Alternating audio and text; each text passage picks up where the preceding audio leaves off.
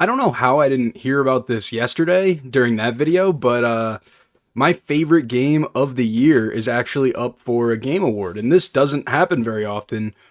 And also, I'm not the biggest award guy in general, but I think that this is a great excuse to talk about my favorite game of 2024 and the game that will be game of the year, Balatro. Fuck all those other games. I don't care about Black Myth Wukong. I don't care about Elden Ring DLC, okay? This game, guys. It's super gameplay heavy. It's super uh smooth. It's arcadey. It's crisp. I mean, it is a roguelike, so we sort of expect some amount of that. What I think is really interesting about the game, though, is that it was made by one guy. It was made by this Canadian dev named Local Thunk. And he killed it. He fucking made an amazing game. Just one guy cooking up on his lonesome. I think that's really all you need.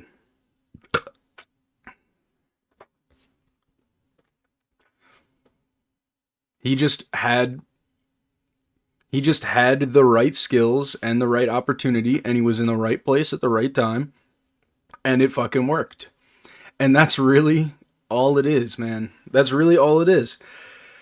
But I'm so proud. I think what has shown me that this game is something special is I will explain to people the game. It's a poker roguelike, like whatever, it's like arcadey. People don't really get it. Even watching someone else play this fucking game, people don't really get it, okay? I could watch you play Elden Ring. We know what Elden Ring looks like. But Balatro, it's its own beast. It's had spin-offs. It's had clone games. And I know Elden Ring has had clone games too, and one of them is actually nominated, but this was made by one dude. This was made by one developer. This is purely a guy's creative interest. He, in his head, saw this game, and he wanted to make it. And he did. And it paid off. They give one of these awards out every year. They give a Game of the Year award out every single year like clockwork. And they give out a bunch of them, actually. So, it doesn't mean much if Balatro wins one of these awards, but I think Balatro is a step beyond. I think that this game is on the next level.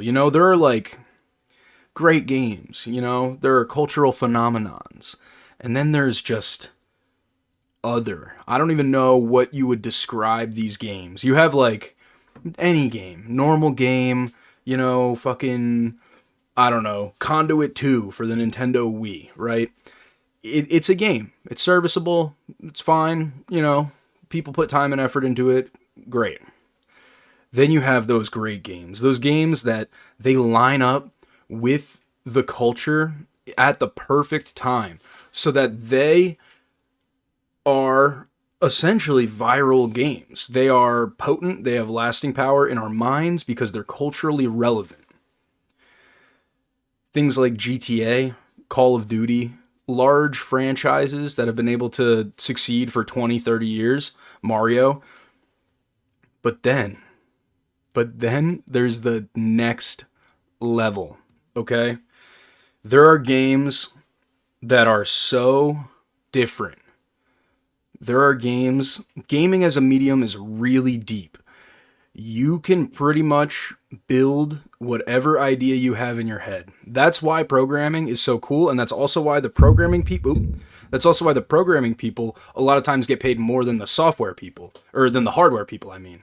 Because you're programming, you write it once, and it can get run on an infinite number of machines an infinite number of times, It's infinitely scalable. The hardware, not so much. You need resources. But this is true for artistic expression as well. If you want to take your idea and turn it to life, you can do that. You can do that with programming. it's very, I don't want to say simple, but it's very workable. It's very doable. And because of this depth, sometimes you'll have a game come from the strangest of places and it will completely change everything. I don't know what it is. It's not even a cultural movement. There is something so innate about certain games that they're playable by everybody after a while. I mean, the big examples of this that I can think of are Tetris came from the Soviet Union from a time way before the modern games industry, and it is still a powerhouse of a franchise. The reason is because it is a different kind of game. It's not like Mario. You know, it's not a skill-based platformer. It's a puzzle game, but I don't think I've ever solved a puzzle that looks like that. And I don't think I've ever solved a game of Tetris. Then you have a game like Minecraft. I don't know if this game even needs an introduction or a description, anything of that nature, because the game is so ubiquitous. The game is everywhere. It's literally behind me right now. This game started out as an indie game made by one guy. And I'm not saying that Balatro is going to be the next Minecraft, but what I'm saying is Balatro is in that tier of games where Balatro isn't just a fun experience. It's not a cool franchise. It's not a culturally relevant touchstone, you know, that you use to relate to people. It is a game's game. It is all killer, no filler, just the gameplay. And that gameplay will hack your fucking brain if you let it. It will. There have been games that I've played where I'll have to play a certain way because of the way that the game has gone. And I will get so sucked into doing that I'll throw away like the 2 games after because I'm hypnotized. I'm trained to do this, and I press these buttons, and then I get to see all the flashing lights, and I get to see the number get really big and the little plinking noises. But I think it deserves the Game of the Year nomination, and I don't really care what you think. Motherfuckers want a Elden Ring clone to win, so like, what are you looking at me for, man?